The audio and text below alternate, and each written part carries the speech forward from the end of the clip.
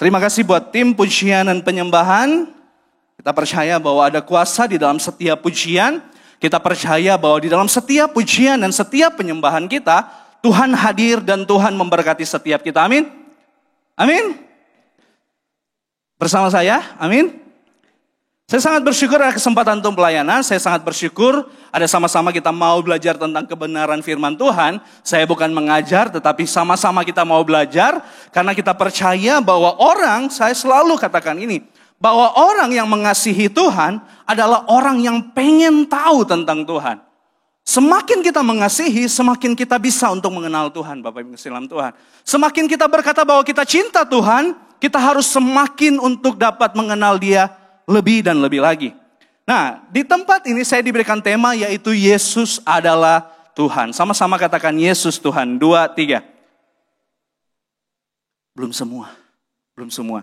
Katakan sama-sama, Yesus adalah Tuhan. 2, 3.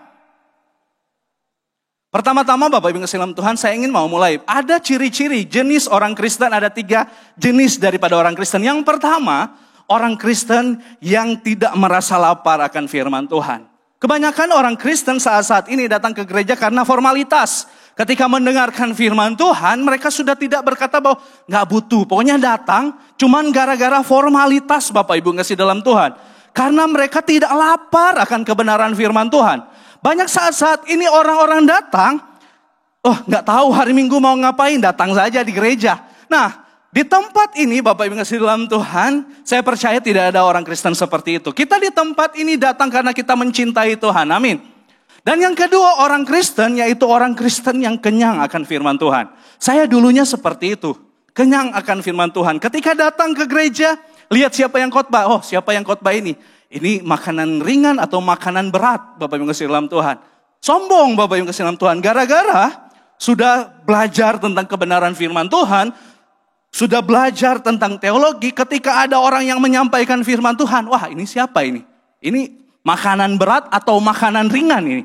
Ketika ada yang keliru, ketika ada yang salah, wah itu salah, harusnya konteks seperti ini. Studi gramatikanya seperti ini. Ini suatu hal yang orang yang merasa kenyang akan firman Tuhan. Makanya daripada itu orang itu menjadi sombong ketika mendengarkan firman Tuhan. Saya sudah pernah dengar ini, saya sudah pernah tahu ini. Makanya daripada itu kita di tempat ini saya berharap kita tidak merasa kenyang akan firman Tuhan. Karena apa? Firman Tuhan kita butuh setiap hari. Seperti makanan jasmani, firman Tuhan juga makanan untuk rohmu Bapak Ibu Saudara. Kalau tidak ada makanan, apa yang terjadi? Yaitu apa? Kita mati Bapak Ibu kasih dalam Tuhan. Mungkin saya 7 hari atau berapa hari gak makan baru mati mungkin. Karena kan agak sedikit besar badannya Bapak Ibu.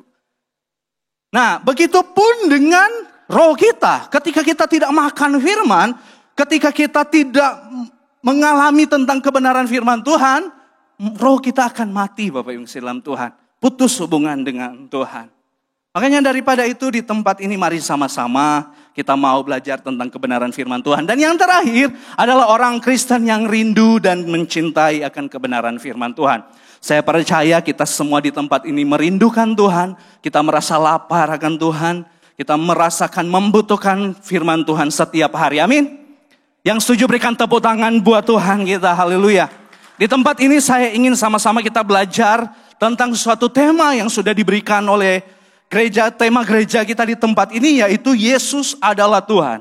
Tetapi saya mau mulai dengan kalimat seperti ini. Manusia tidak menjadikan Yesus itu Tuhan. Tanpa manusia Yesus itu tetap Tuhan.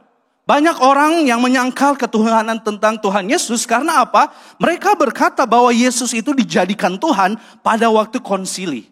Sorry Bapak Ibu kasih dalam Tuhan, saya membahas tentang sejarah-sejarah karena saya percaya bahwa ketika kita sudah mengetahui banyak sejarah tentang kekristenan, kita semakin kuat iman kita. Nah, Yesus itu tidak menjadi Tuhan ketika ada orang menyebut dia Tuhan, no. Tanpa manusia pun dia tetap Tuhan, Bapak Ibu kasih dalam Tuhan. Tanpa kita pun dia tetap Tuhan. Kita sudah mendengar pesan gembala Pak Rubin Adi menyampaikan.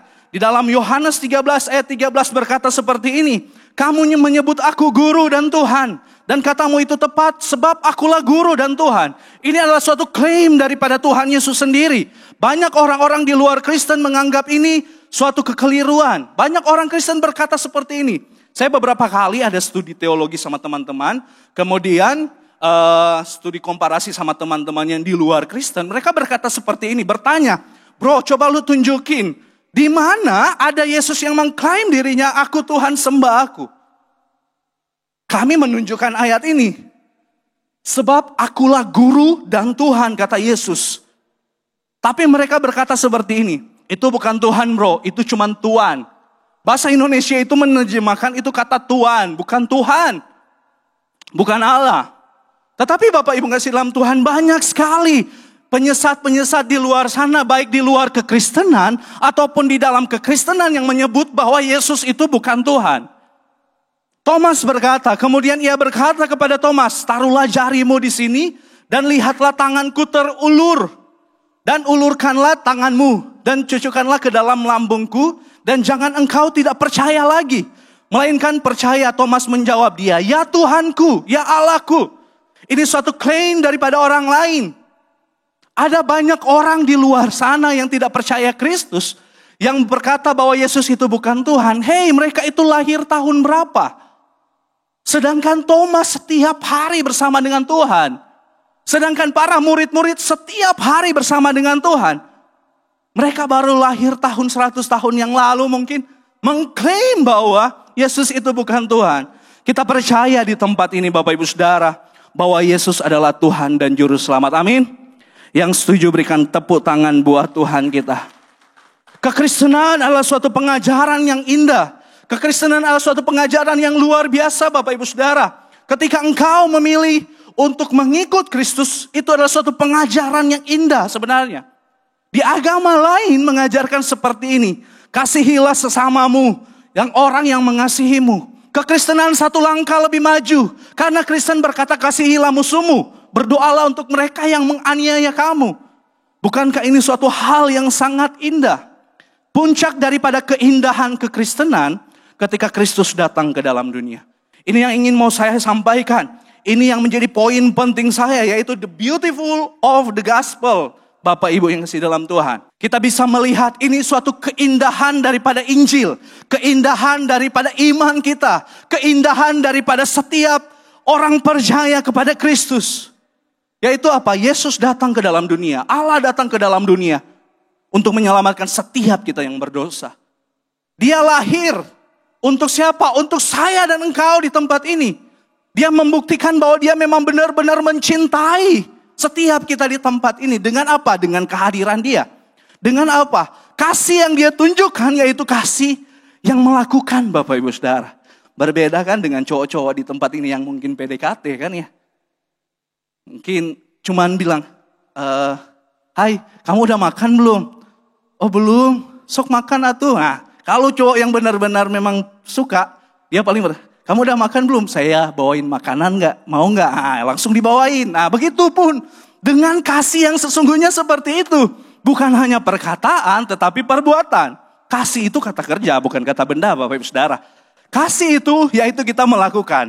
Begitupun dengan Kristus. Yesus datang di tempat ini. Yesus datang dari surga ke dunia Bapak Ibu kasih dalam Tuhan. Karena dia sungguh-sungguh membuktikan bahwa dia mengasihi saya dan saudara. Amin. Amin. Yang setuju berikan tepuk tangan buat Tuhan kita. Dan yang kedua, dia mati. Dia menyerahkan nyawanya. Salib adalah bukti kasih dan keadilan Tuhan bertemu. Kasih Kristus sangat besar buat kita. Dia mati untuk saya dan saudara di tempat ini. Harusnya kita yang mati Bapak Ibu Saudara. Harusnya kita yang disiksa. Harusnya kita yang mengalami kematian itu tersebut. Tetapi dia rela untuk menanggung nyawanya, untuk menanggung setiap nyawa kita di tempat ini. Karena dia mengasihi saya dan saudara di tempat ini. Amin.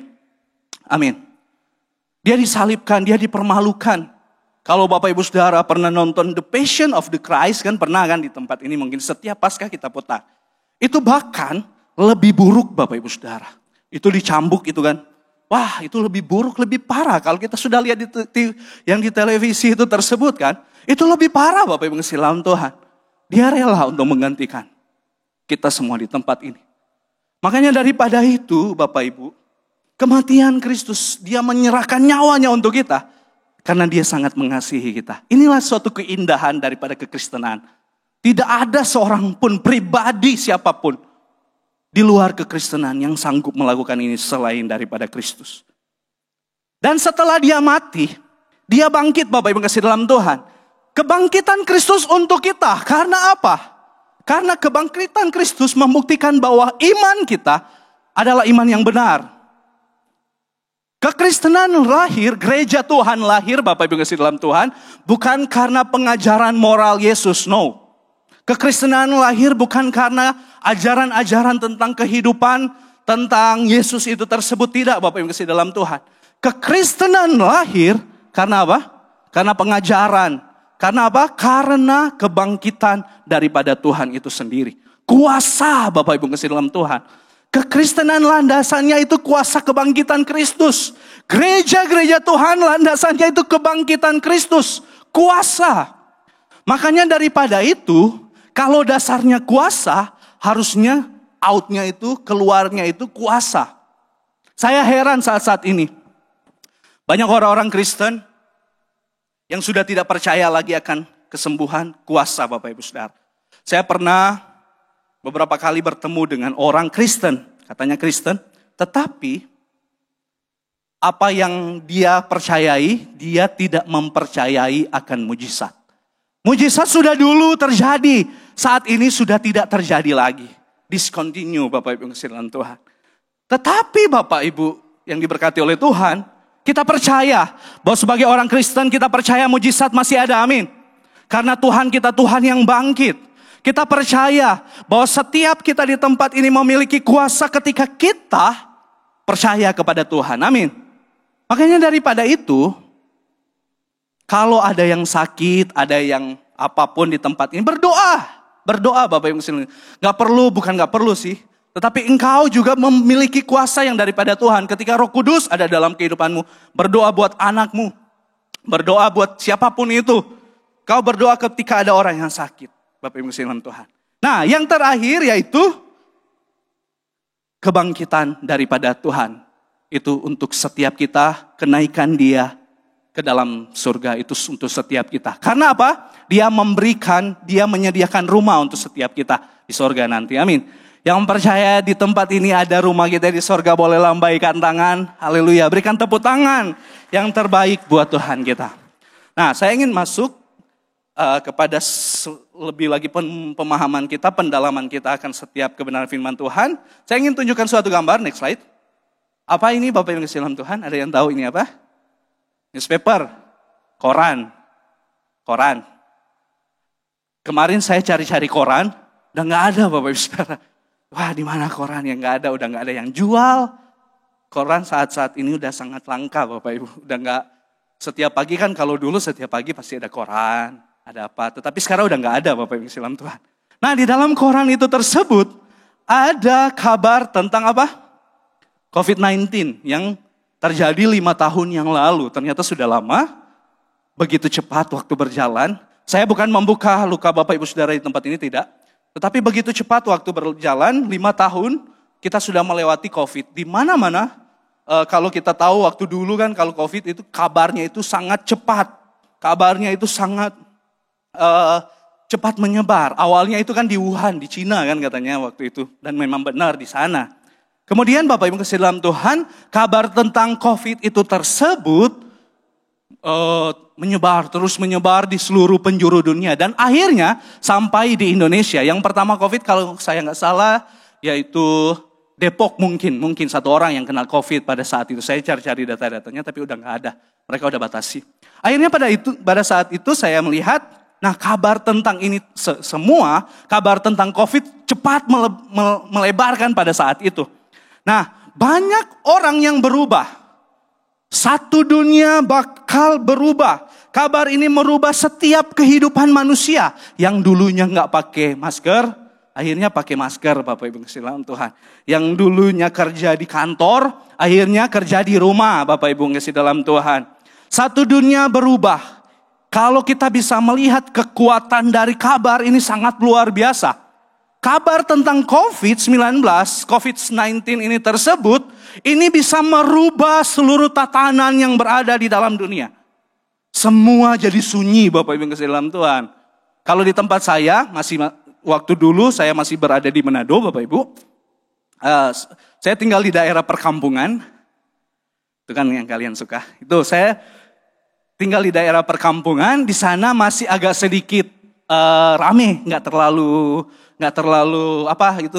terdampak daripada COVID. Tetapi akhir-akhirnya masuklah COVID itu tersebut. Kabar tentang COVID itu tersebut adalah kabar yang sanggup untuk merubah. Kabar itu adalah suatu kabar yang sangat berkuasa untuk merubah. Kita bisa melihat kekuatan daripada suatu kabar sangatlah besar. Saya ingin sampaikan di tempat ini bahwa Injil yang kita sudah mengerti tadi, yang sudah kita belajar tadi adalah suatu kabar. Injil adalah suatu kabar, Bapak Ibu kasih dalam Tuhan. Injil adalah suatu kabar yang sangat berkuasa. Injil Yesus Kristus adalah suatu kabar yang sangat indah. Di mana kita yang berdosa dan yang tak patut untuk diselamatkan oleh Dia. Ini kabar yang baik, ini kabar yang sangat berkuasa. Tetapi Bapak Ibu, kabar ini bersifat netral. Kabar bersifat netral, tergantung terhadap cara pandang kita terhadap kabar tersebut, Bapak Ibu. Nah, contoh, di sini ada yang nonton Piala Dunia 2022? Ada nggak? Siapa yang menang? Ada masih ingat nggak? Yang menang yaitu Argentina. Argentina lawannya itu Prancis, Bapak. Benar nggak saya? Ada yang suka bola di sini? Benar kan? Yang juara Argentina, Lionel Messi. Akhirnya Messi mendapatkan gelar apa? God gitu tersebut. God itu tersebut. Pada saat itu kabar tentang kemenangan Argentina, Bapak Ibu Saudara, menjadi kabar yang indah buat pendukung Argentina. Buat orang Argentina, tetapi kabar Argentina menang itu menjadi kabar yang buruk buat fans-fans di Prancis. Lihat kekuatan kabar itu netral, tergantung kabar itu disampaikan. Contoh juga, kabar tentang mantan mungkin kita menikah. Ya kan, benar gak? Mantan menikah, benar kan? Kabar itu menjadi hal yang buruk untuk kalian, kita di tempat ini. Mungkin untuk mantan kita atau siapa. Tetapi itu menjadi kabar yang baik buat dia dan keluarga dia. Nantinya akan menikah seperti itu. Kabar itu netral, Bapak Ibu ngasih dalam Tuhan. Nah, Injil akan menjadi kabar yang besar ketika kita menyadari bahwa kita adalah pendosa besar. Kita di tempat ini adalah orang berdosa. Kita di tempat ini semuanya berdosa, Bapak Ibu kasih dalam Tuhan. Siapa di tempat ini yang berkata bahwa dia sempurna, boleh angkat tangan? Selain saya, coba angkat tangan Bapak Ibu Saudara. Canda. Setiap kita di tempat ini orang berdosa. Karena apa Bapak Ibu kasih dalam Tuhan?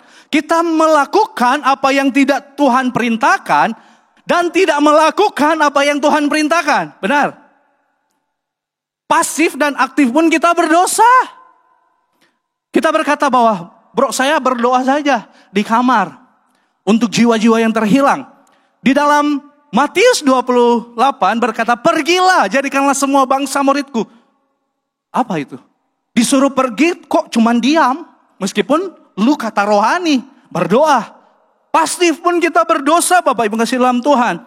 Kita butuh Kristus, kita butuh Injil untuk dosa-dosa kita. Injil adalah menyingkapkan setiap dosa kita. Membuka setiap dosa kita. Tetapi Injil juga sekaligus untuk menyelamatkan setiap kita. Untuk merubahkan setiap kita. Kabar ini, kabar tentang Injil tidak akan menjadi besar dalam hidup kita ketika kita tidak menyadari bahwa kita berdosa Bapak Ibu Saudara. Semua kita berbuat dosa. Tetapi Allah kita lebih besar daripada setiap dosa kita. Kasih Allah kita lebih besar daripada setiap pelanggaran kita. Amin Bapak Ibu Saudara. Saya ingin berkata di tempat ini. Injil berkuasa untuk menyelamatkan. Tetapi tidak sampai di situ saja. Injil berkuasa untuk merubahkan setiap kita. Injil itu merubah setiap kehidupan kita Bapak Ibu Saudara. Dulunya kita seorang pendosa besar menjadi seorang petobat besar. Dulunya kita rusak, tapi Injil merubah kita. Ketika engkau sadar saya orang berdosa, Tuhan tolong saya. Injil akan merubah setiap hidup kita. Artinya di tempat ini seberapa kelam hidupmu dulu. Seberapa rusak hidupmu dulu. Percayalah bahwa Injil sanggup untuk merubah itu. Amin. Amin. Masih bersama saya? Amin. Masih bersama saya? Amin. Boleh sama-sama berikan tepuk tangan buat Tuhan kita. Haleluya. Ini yang menjadi kabar yang ingin saya sampaikan. Injil merubah hidupmu. Mungkin dulunya engkau berkata, Tuhan, saya sangat berdosa. Saya sangat brengsek dulunya. Tuhan tolong saya. Ketika engkau beriman, Tuhan akan merubah setiap kehidupan engkau. Saya produk daripada itu Bapak Ibu Saudara. Tidak pernah terbayangkan saya bisa berada di tempat ini. Tidak pernah masuk dalam pikiran saya bisa menjadi hamba Tuhan. Tidak pernah dulunya, sangat rusak. Apa yang belum pernah coba? Semua sudah pernah coba. Kecuali free sex Bapak Ibu kasih dalam Tuhan. Saya tidak pernah melanggar akan setiap itu. Tetapi hal-hal yang lain, narkoba, apa-apa semua itu sudah pernah Bapak Ibu Saudara. Kalau saya tunjukin foto saya dulu waktu SMA, kurus. Berapa kilo dulu itu lupa. Pokoknya 2 kali lipat dari saya sekarang Bapak Ibu Saudara. Dulu kurus banget. Rambutnya panjang. Dulu Bapak Ibu kasih dalam Tuhan udah mau tato, tapi puji Tuhan gak sempat. Dulunya orang rusak, brengsek Bapak Ibu Saudara. Tetapi apa? Ketika saya menerima Kristus sebagai Tuhan dan Juru Selamat saya secara pribadi, Injil itu merubah saya. Tuhan yang saya sembah, Injil yang saya percayai adalah Tuhan yang sama yang sanggup untuk mengubah setiap kita di tempat ini. Mungkin saat-saat ini kita cuma sekedar datang sama Tuhan, tetapi saya mau berkata sebagai hamba Tuhan di tempat ini, saya mau sampaikan ini Bapak Ibu Saudara. Mari sama-sama kita berubah, mari sama-sama biarkanlah kuasa Injil yang berotoritas penuh di dalam setiap kehidupanmu. Agar supaya engkau ketika Kristus datang kedua kali, tidak menemui cacat dan celah. Amin.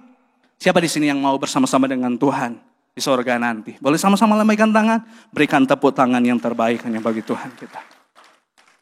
Namun di tengah Injil yang indah ini banyak sekali distorsi.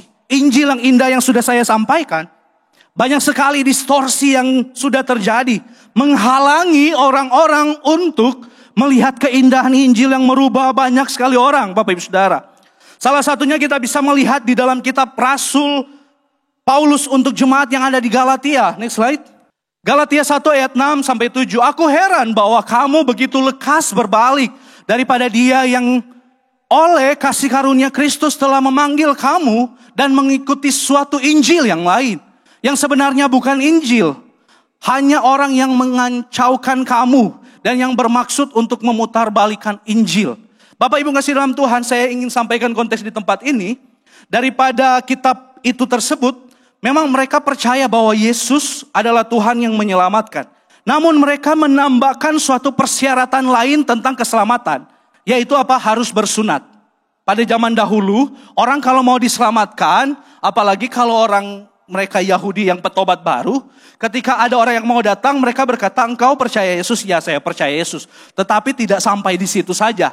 Kamu harus melakukan ini, persyaratan lain.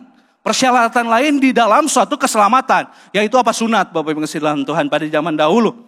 Nah, mereka mengkompromi bahwa kita diselamatkan hanya oleh anugerah. Nah, ada 3 hal yang ingin saya bahas secara cepat saja. Bersabar dengan saya Bapak Ibu Saudara. Ada 3 distorsi daripada Injil yang membuat Injil yang indah terhalang dengan ketiga hal ini. Sebenarnya ada banyak, tetapi saya mau belajar, kita sama-sama mau belajar di tempat ini 3 hal tentang distorsi daripada Injil itu tersebut. Yang pertama, next slide, yaitu Injil agamawi. Injil agamawi. Saya tegas di sini menyampaikan, Injil agamawi menghalang kita untuk melihat keindahan Injil yang sangat besar. Nah, Injil agamawi apa? Sebenarnya sangat panjang rangkumannya. Saya merangkum sependek-pendeknya. Next slide. Yaitu seperti ini. Berusaha untuk hidup taat agar supaya diterima dan diberkati oleh Tuhan. Injil agama seperti ini. Banyak orang yang berusaha untuk taat. Berusaha untuk melakukan setiap kegiatan gereja. Beribadah, berdoa, berpuasa. Semua agar supaya motivasinya, agar supaya dia diterima oleh Tuhan. Mungkin Bapak Ibu Saudara pernah mendengar di gereja ada suatu tuntutan, kamu harus rajin beribadah. Orang-orang yang menganggap Injil agamawi itu sangat penting, Kamu harus rajin berdoa. Kamu harus datang. Ketika kita nggak datang, kita disalahkan. Ini orang ini nggak beribadah, nggak berdoa. Ini orang ini nggak melakukan, pantas hidupnya gitu-gitu saja. Banyak orang saat-saat ini di dalam gereja seperti itu, Bapak Ibu Saudara. Mereka taat agar supaya diterima dan diberkati oleh Tuhan. Ketaatan kita, Bapak Ibu ngasih dalam Tuhan, bukan agar supaya kita dapat berkat. Kita akan lihat lagi, lebih lanjut lagi. Nah, di sini saya mencatat dengan cepat, saya katakan di tempat ini, next slide. Injil sejati taat dengan kesadaran sudah diterima dan diberkati. Kita beribadah, kita datang kepada Tuhan, kita berdoa setiap hari mencari Tuhan, baca Alkitab. Bukan supaya engkau diterima oleh Tuhan, no. Engkau sudah diterima oleh Tuhan. Makanya engkau harus melakukan apa yang Tuhan mau, amin. Masih ada orang? Masih bersama saya Bapak Ibu Saudara? Amin. Amin. Berikan tepuk tangan buat Tuhan kita terlebih dahulu. Kita percaya bahwa Tuhan hadir di tempat ini. Injil sejati yaitu kesadaran kita. Kita taat bukan agar supaya kita diterima. No. Kita taat karena Tuhan sudah menerima kita Bapak Ibu Saudara. Ketaatan kita bukan motivasinya kita nanti diterima dan diberkati. Tidak Bapak Ibu. Kasih dalam Tuhan. Next slide. Kita taat tidak membuat Tuhan lebih mengasihi kita. Kita taat membuat kita lebih mengasihi Tuhan. Ketaatanmu, ibadahmu, bukan supaya Tuhan lebih mengasihimu, no. Doamu, puasamu, semua hal rohani yang kau lakukan, bukan membuat Tuhan lebih mengasihimu. Tidak Bapak Ibu Saudara. Tuhan sudah cukup titik yang paling tinggi Dia mengasihi kita, yaitu apa? Dia memberikan anaknya yang tunggal buat setiap kita. Sebagai bukti keselamatan kita Bapak Ibu. Tetapi doamu, ketaatanmu, puasamu, hal-hal rohani yang engkau lakukan, itu akan membuat engkau lebih mengasihi Tuhan, amin. Semakin kita melakukan apa yang menjadi kehendak Tuhan, semakin kita lebih menyadari bahwa saya butuh Tuhan. Saya mengasihi Tuhan, amin. Dan yang kedua, yaitu kita mungkin sudah sering mendengar, yaitu Injil kemakmuran. Ada Injil kemakmuran, tetapi tidak semua langsung berkata, wah ini Injil kemakmuran, prosperity gospel gitu tersebut. Tidak Bapak Ibu dalam Tuhan.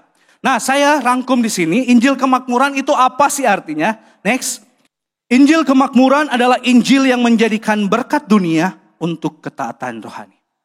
Injil kemakmuran adalah Injil yang menjanjikan berkat duniawi untuk ketaatan rohani. Engkau taat yang dijanjikan berkat duniawi. Kamu tuh harus rajin ke gereja supaya kamu kaya. Ada yang pernah dengar? Kamu tuh harus rajin beribadah, berdoa agar supaya kamu diberkati oleh Tuhan. Pernah dengar gak seperti itu? Kamu tuh menderita karena kamu gak sering ke gereja. Mungkin pernah dengar, mungkin Bapak Ibu Saudara. Dan mungkin kita salah satunya seperti itu menganggap bahwa kita harus rajin ini dan itu dan semua-semuanya. Injil kemakmuran melihat suatu perintah-perintah dalam Alkitab sebagai sebuah mata uang untuk bertransaksi sama Tuhan. Injil kemakmuran ini melihat perintah dalam Alkitab, kamu jangan membunuh, kamu jangan ini semua. Ada perintah-perintah dalam Alkitab. Mereka melihat itu sebagai suatu mata uang untuk bertransaksi sama Tuhan. Contoh, Tuhan, saya sudah sering beribadah nih. Tuhan, saya sudah sering berdoa nih. Mana Tuhan? Transaksi. Tuhan, saya dari dulu sudah pelayanan di tempat ini Tuhan. Tuhan, saya dari dulu sudah melakukan ini dan itu Tuhan. Kenapa jodoh saya belum ada? Siapa di sini? Belum, enggak kan? Transaksi Bapak Ibu ngasih dalam Tuhan. Transaksi. Transaksi Bapak Ibu ngasih dalam Tuhan. Apakah itu Injil yang sejati? No. Injil yang sejati tidak bertransaksi dengan Tuhan, tetapi membangun relasi dengan Tuhan. Amin. Injil kemakmuran. Jika kita menaati Allah, Dia memberkati kita. Jika kita mikul salib gak enak Bapak Saudara. Sangat-sangat gak enak. Tetapi apa yang Injil kemakmuran tawarkan? Ketika engkau taat sama Tuhan, engkau pasti akan diberkati dengan harta dunia. Ada seorang pendeta beberapa tahun yang lalu saya pelayanan di Sorong Bapak Ibu Saudara di Papua Barat. Saya ketika melayani bersama dengan seorang pendeta, Dia hampir 10 tahun mengalami sakit. Sakit itu sakit kaki, apa ya? Apa kalau sakit kaki itu orang-orang tua ya? Asam urat. Asam urat ya. Sakit kaki, asam urat. Pokoknya sakit sekali. Itu laki-laki itu harus jaga asam uratnya. Soalnya sakit sekali katanya itu. Nah, karena kesakitan itu dia setiap hari makan obat, Bapak Ibu Saudara. Setiap hari agar supaya kakinya nggak sakit. Setiap hari dia makan obat. Seorang pendeta, Bapak Ibu Saudara. Akhirnya dia sudah benjol-benjol di sini karena pengapuran kaki. Dia udah nggak bisa main gitar lagi karena udah pengapuran di sendi-sendinya, udah pengapuran. Kemudian diperiksa bahwa dia udah cancer stadium akhir, bukan kakinya, tetapi lambungnya. Karena obat, lambung nih, lambungnya Bapak Ibu Saudara. Dia sudah cancer, stadium akhir, udah mau meninggal. Tetapi apa yang dia lakukan? Dia terus percaya bahwa Tuhan baik dalam hidup dia. Dia terus percaya bahwa setiap yang terjadi, dia orang yang gak kaya Bapak Ibu Saudara. Tetapi dia terus mau melayani Tuhan. Dia percaya bahwa apa yang Tuhan sudah lakukan sama dia, itu adalah suatu hal yang sangat terbaik buat kehidupan dia. Jika dengan kematian dia saya bisa memuliakan Tuhan dan menjadi berkat buat orang lain, kenapa tidak? Kenapa engkau harus meminta kesembuhan? Kata dia seperti itu. Saya terkagum dengan iman seperti itu Bapak Saudara. Di dalam penderitaan pun karya Tuhan bekerja. Saudara-saudaraku, anggaplah sebagai suatu kebahagiaan apabila kamu jatuh ke dalam berbagai-bagai pencobaan. Penderitaan itu kata Tuhan, kata Yakobus di sini adalah suatu kebahagiaan. Terkadang penderitaan itu suatu kebahagiaan. Karena apa? Di dalam penderitaan kita bisa merasakan Tuhan. Di dalam penderitaan kita bisa mengingat Tuhan. Kalau hidup enak-enak kita tidak ingat Tuhan Bapak Ibu Saudara. Tetapi ketika kita menderita kita baru mengingat Tuhan. Ketika kita menderita kita baru, Tuhan tolong. Kebanyakan orang Kristen kan seperti itu. Artinya apa? Ketika kita semakin dekat dengan Tuhan, memang mungkin banyak penderitaan, banyak masalah. Saya di tempat ini menyampaikan, bukan berarti kita tidak diberkati ketika mengikut Tuhan. Bukan berarti jangan boleh kaya ketika mengikut Tuhan. No, tidak seperti itu. Tetapi yang ingin saya sampaikan di tempat ini, fokus hidupmu siapa Bapak Saudara? Apa yang menjadi fokus kehidupanmu? Saya berharap kita di tempat ini fokus kehidupan kita. Yaitu untuk kemuliaan Tuhan. Kekekalan bersama dengan Tuhan. Amin. Amin. Hidup di dunia cuma sementara 70-80 tahun. Kalau lebih daripada itu penderitaan. Lebih daripada itu kekekalan menanti kita. Pilih mana? Di sorga atau di neraka Bapak Ibu Saudara. Pilihan ada di tanganmu. Makanya daripada itu di tempat ini. Mari sama-sama kita tetap terus percaya kepada Tuhan. Amin. Next slide. Injil sejati tidak peduli kita terlihat lemah. Karena Yesus kekuatan kita. Tidak peduli kita terlihat miskin. Karena Yesus adalah harta kita. Yesus segala-galanya dalam hidup kita. Amin. Amin. Berikan tepuk tangan buat Tuhan kita. Yang terakhir, paling terakhir sekali. Yaitu Injil self-help atau Injil self-center. Injil self-center ini seperti ini.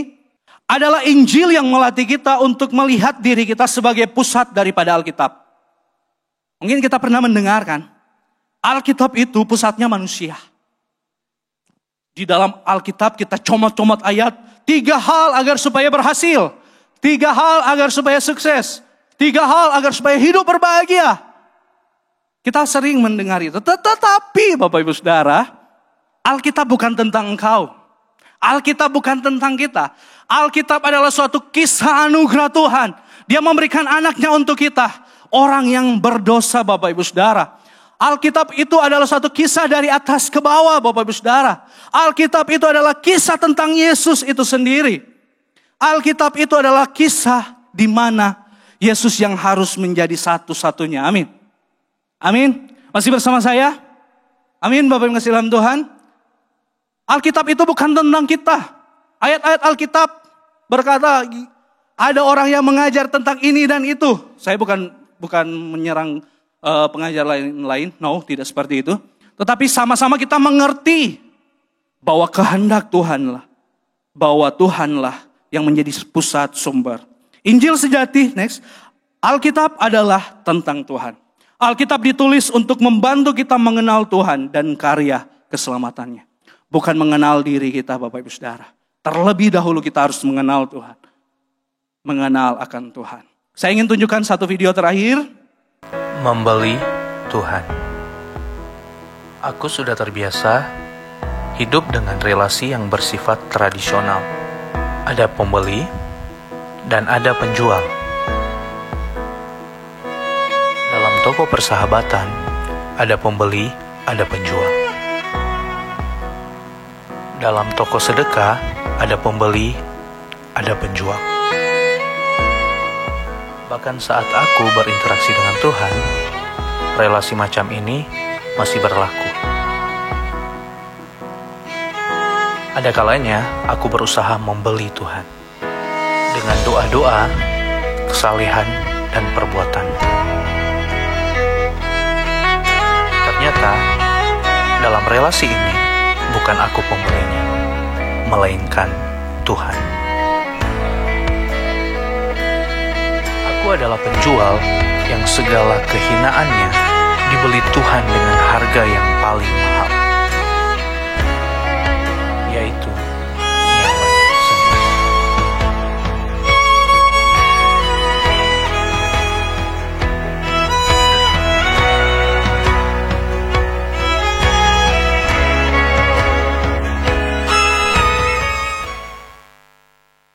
Haleluya. Kita bisa melihat kadang kita berelasi dengan Tuhan seperti itu. Ada pembeli dan ada penjual.